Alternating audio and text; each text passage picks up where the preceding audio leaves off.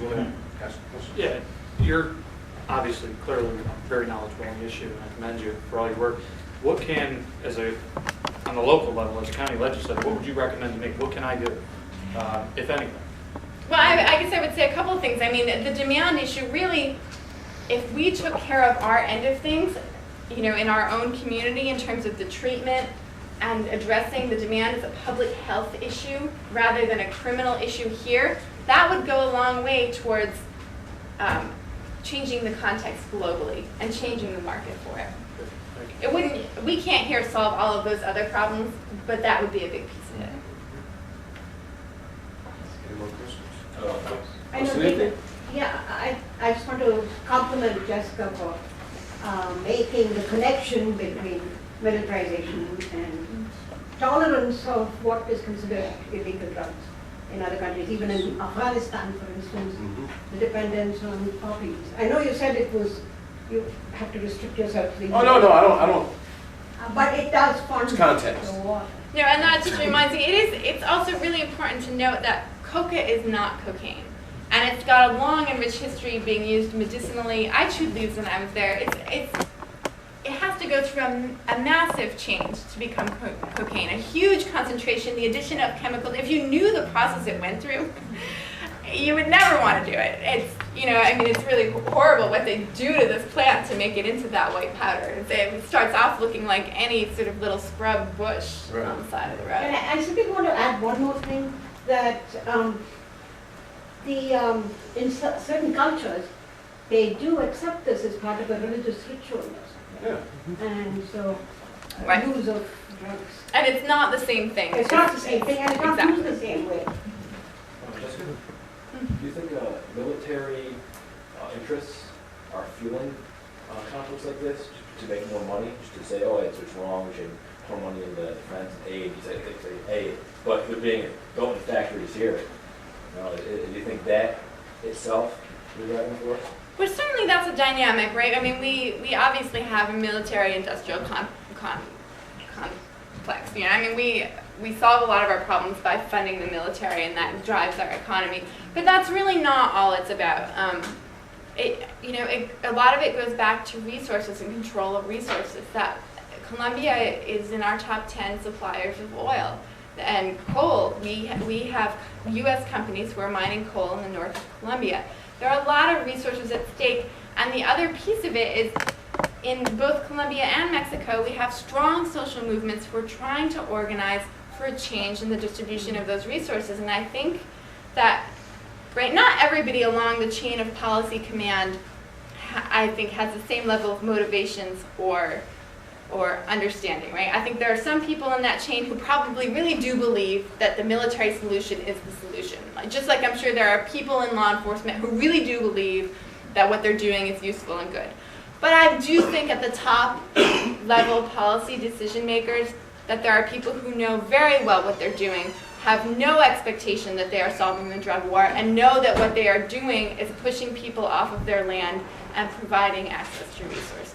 For not just for governments, but for corporations. Colombia has huge development projects by multinational corporations all over the land, and access to that land is a crucial component of this. You say to the argument that my degree is in criminal justice, and I focused on restorative justice. The argument that it's functional. It's actually, they don't want to solve this problem. I mean, I feel that way as a politician. I'm sick of fellow politicians they have almost this reactionary approach to things. Something bad happens, and you can recite it over and over again. Next day, press conference, we're going to get tough on crime, in this case drugs, create another law. Yeah. Well, Yeah. I want to ask it's not working, but it's almost like it's functional. Definitely. The prison system's functional, it creates jobs.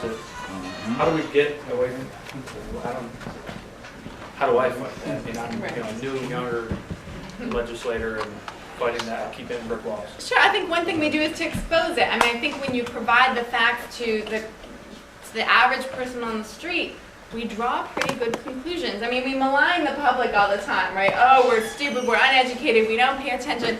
Most people, when you have a common sense conversation with them, they get it. You know, they get the issues. They get when you tell them what the facts are, you share the stories, most people really get it. And I think that's one of the things we don't do enough of, is to have those conversations. How much tonnage makes it to the U.S. and how much of our demand in the global perspective, how much in the global perspective do we take? I don't know what the numbers are. I know 90% of what makes it here comes from Colombia in terms of cocaine. That is our major supply. It's interesting. During the Clinton administration, as part of the eradication program, we gave a little family group that lives about halfway around the world from us about $250 million to eradicate a crop that was growing in their country. You may have heard of the country of Afghanistan. And you might have even heard of the little family group. It's called the Taliban. We gave them $250 million to eradicate the opium crop. They did not a half-bad job of it. In fact, they did such a good job of it that they scared the cartels because it was getting a little tough to get opium, which you make heroin from. So they tried a little experiment. They said, let's see if opium will grow in South America. It used to be that 90% of the world's supply of opium came from Afghanistan. Now it's down to about 75% because about 25% of it is coming out of South America now. And that's the kind of balloon aspect you get when you do stuff like this.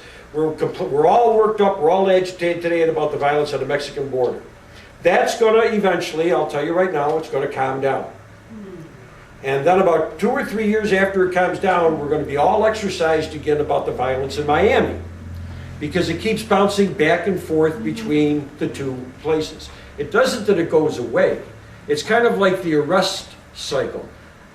If you have a big drug bust in this community, you know, where they go out and they do a 2-year investigation and then they go out with the warrants and they round everybody up and everything, here's a prediction I'm going to make right now. Within 8 to 10 months after those arrests are made, there's going to be an increase in violence in your community. And I'll tell you why. Because it takes about 8 to 10 months to take these people from being accused to being prisoners, to convicting them. And once they're shipped off, now if you've gotten some of the key people that were in the drug community, you've disrupted the marketplace. And they have to work out who's going to take over now. Because it's not going to shut down. It's just somebody else is going to be in charge. So you know how they do that. They get their attorneys together and they sit down with the contracts. No, they take it to the streets. And the violence will last about a month and a half, 2 months. There'll be an increase in shootings, increase in violence. And then all of a sudden the violence will calm down again. And what this tells law enforcement is it's time to start another 2-year investigation.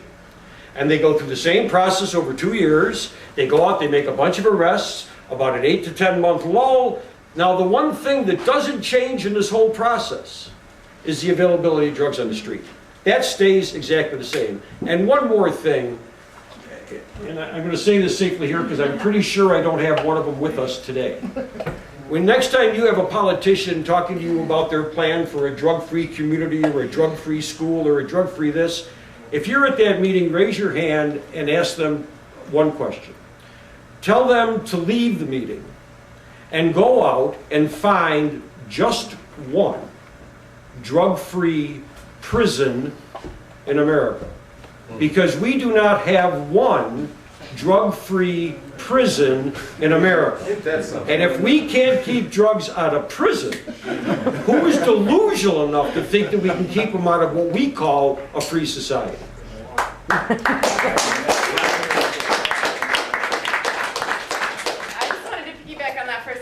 Actually, the rise in violence and their prominence in the drug war is at least in part due to the fact that in the 90s we poured a lot of money into getting rid of somebody named Pablo Escobar and the Cali, the Medellin cartels that were big in the 90s. Just like it would happen here on the streets, you get rid of people who are dealing, but as long as that market is there and there's money to be made, somebody rises up, and that's where the Mexican cartels have stepped in, and it took a little longer maybe than 8 to 10 months, but they have stepped in to fill that vacuum. According to the UN, the world drug trade is illegal drug trade is a $500 billion a year industry. And you can do a lot of threats to a capitalist to dissuade them from that kind of money, but not much of it works. Right, right. Okay, we got one more question. Oh, this is addressed to a legislator. When we talk about what can we do to revamp, my suggestion is that, well, how we allow the Army recruiters coming to high school, we need to have more allowance in our high schools for the kids before they go out, as far as education, what drugs can do. They probably need to be told how that cocaine is manufactured to this white substance. Yeah. But we have a government that allows recruiters to come in and take them to the Army and send them off the war, but they don't allow some other type of thing of making money or how to manage money. But it's in our school system. Yeah, I agree with you. Exactly what you're talking about, that's why we're here. I want to thank you again, Jessica, that was great.